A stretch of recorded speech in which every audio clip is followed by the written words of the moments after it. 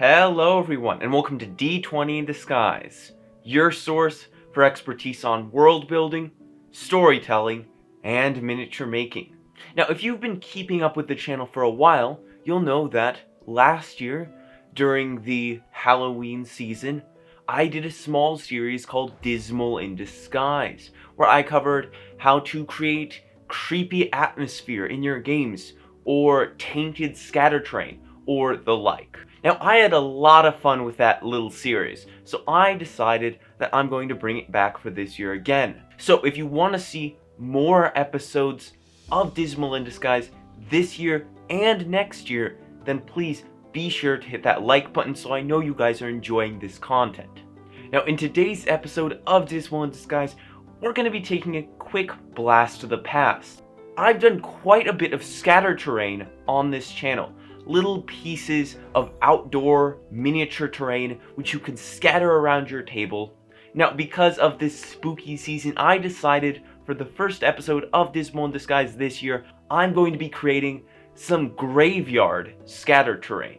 In the end, these pieces turned out really good. They were really easy. They only took me like maybe 2 days to complete. And if you're looking for a quick little Halloween project, then this is definitely the video for you. But without further ado, let's get right into today's video. Welcome to Dismal in Disguise.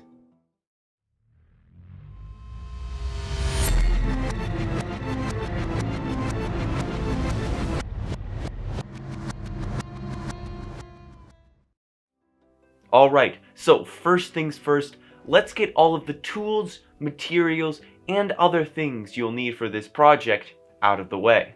The tools you'll need for this project include a compass, as in a geometry compass, not a directions compass, an X-Acto knife, or some other cutting utensil which is somewhat precise, sandpaper, and painting brushes. Specifically, you're also going to need a fan brush if you really want to make these pieces pop. For the materials you'll need for this project, you'll need some sturdy poster board to act as a base for your scatter terrain. You'll need some paint. The colors which I suggest are black, white, brown, and tan. Foamular, which is pink insulation foam, which also works very, very well for miniature terrain making. Some glue. Elmer's glue is fine, PVA glue is fine. And finally, a foliage of your choice. Now, I personally used this wiry grass roll, but obviously you can use whatever you want, whether that's grass powder or any other foliage which you might want to use for these pieces. And if you would like to, you can get some specialized miniatures to add some flair to your pieces. For example, I got this small miniature statue of a nun, which I thought would fit in very well with these pieces, and in the end it really did.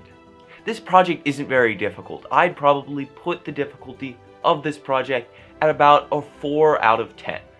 So pretty much anybody can do this and create these pieces of scatter terrain. Alright, so now that we have all of those things out of the way, let's start actually creating this scatter terrain. To start us off, let's create the bases of our actual pieces of scatter terrain. To do this, take your poster board and your compass and start carving out circles, just marking circles on your poster board for the bases of your pieces. I personally don't make these bases very large. Usually an inch in diameter will do just fine for most pieces, and I wouldn't go over 3 to 4 inches in diameter for your bases. So now that you have all of the bases of your pieces marked out, you're going to want to cut them with your X-Acto knife. Now, I highly suggest putting a mat underneath your poster board when you do this, so you don't damage the surface which you're cutting on. Cutting out all of your bases isn't usually a problem, and if the edges of your bases seem very rough, we're going to fix that problem in just a minute. Don't worry about it. When you have all of your bases cut out, go ahead and take your sandpaper and start sanding the edges of your bases, the edges of the circle of poster board. This will clean up the edges of your bases and make them look a lot nicer and a lot less like cut poster board. And you can even add a slope to the edges of your bases. So now that you have all of your bases prepped, you're ready to put on your first coat of base paint. Now, if you're going to be modeling the pieces which I actually created, I personally made a darker brown base paint. So take your brown paint, take your black paint, mix maybe 5 parts brown and 2 parts black together to make that dark brown base paint. Then take your brush, brush over neatly and nicely over all of your bases, and let your base paint dry.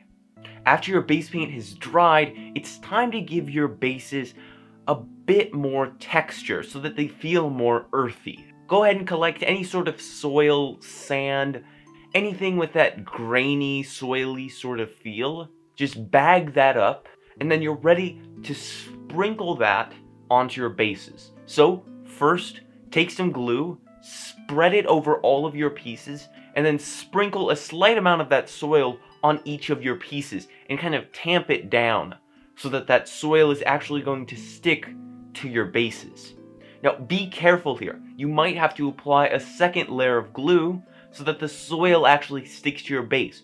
You don't want to go through the process of adding your soil and then painting over it and then all of it falling off and you have to start all over again. That's not a good thing. So once you've made sure that all of your soil is firmly stuck to your bases and you've gotten the texture which you want for your bases, you're going to want to go back to that dark brown paint and brush it over your bases again so that you have that solid textured feel to your bases.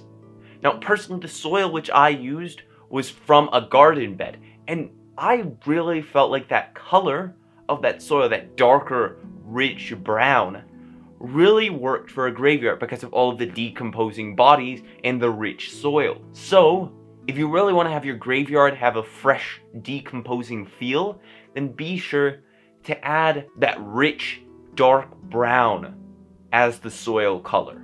Alright, so now that your bases are all dried, they're all textured, all painted over, now you're going to want to go the extra step with how realistic the soil looks, and you're going to want to dry brush them. Now if you don't know what dry brushing is, I've made a tutorial on how to dry brush and what exactly it is. So if you don't know what dry brushing is and want to learn, be sure to check out the video up in this top right corner here. This is where your tan paint comes in. Take your fan brush, lightly brush just a minuscule amount of tan paint onto the tips of your fan brush, and then slowly brush over the peaks of your texture so it just sticks to the peaks of the texture, adding that dry brushed feel. Let that dry really quick. Dry brushing doesn't take long to dry at all, hence the name. And your soil should be having a very nice looking texture and feel to it.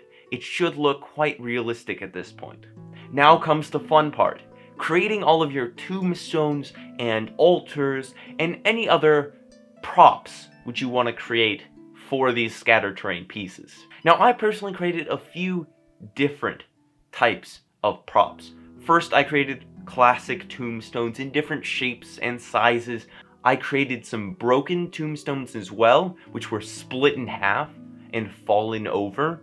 And finally, I created one raised grave, one stone coffin, and one statue. Now the statue, I specifically got a small miniature nun statue from Michael's, which I thought would really fit the feel of these pieces, and it really did turn out good. For that statue, I made a circular base, once again using my compass and a pencil to trace out a circle in my foamular. Now foamular is the best material for the job of creating small and detailed miniatures, such as these tombstones and different stone platforms. Go ahead and take your X-Acto knife again and start carving out some pieces which are tombstone shaped, kind of like a bread loaf if you want to think about it that way, and just kind of experiment with the shapes which you're cutting out in the foam. Obviously, you can once again use sandpaper to clean up the edges of these tombstones and pieces to make them look that much nicer. Now, once you have all of your foamular pieces cut out in the shapes you want them, now comes a cool little technique to make them feel that much more stone-like. Go ahead and take a crumpled up ball of tinfoil and rub it over all of your pieces of foamular. This will make indentations into the foamular, adding a stone texture so that it feels like real miniature masonry. Now that we have all of our foamular pieces all ready to be painted, let's pop out the black and the white paints, mix them together into a dark gray for our base for our stonework, and just add that base paint onto all of your tombstones, all of your raised platforms, all of your altars, and in my case, the nun statue as well. Now, once that dark gray base paint has dried, you're going to want to apply a dry brushing layer of a lighter gray to add that depth to that stonework. Let your stone props dry completely and then glue them on to your bases wherever you'd like them. Now, the final step of creating these miniatures is to add foliage to them. Now, for my pieces, I went for a patchy grass, almost swamp-like feel, as you can see here, and I liked how it turned out a lot. But of course, you can do what you'd like. If you'd like your pieces to have a heavy amount of grass throughout the entire piece, or if you'd like them to have no grass at all, maybe a few tufts of yellow dying grass instead, or some skulls. Your options are really infinite in that respect. From there, let your foliage dry into your pieces, and then we've reached our final product. Now, I really like how these pieces turned out, especially the nun statue. I feel like it really added some flavor to this set of scatter terrain pieces. Also, I'm really excited for doing Dismal in Disguise 2 years in a row. I really loved doing this series last year, and I think I'm going to have even more fun this year.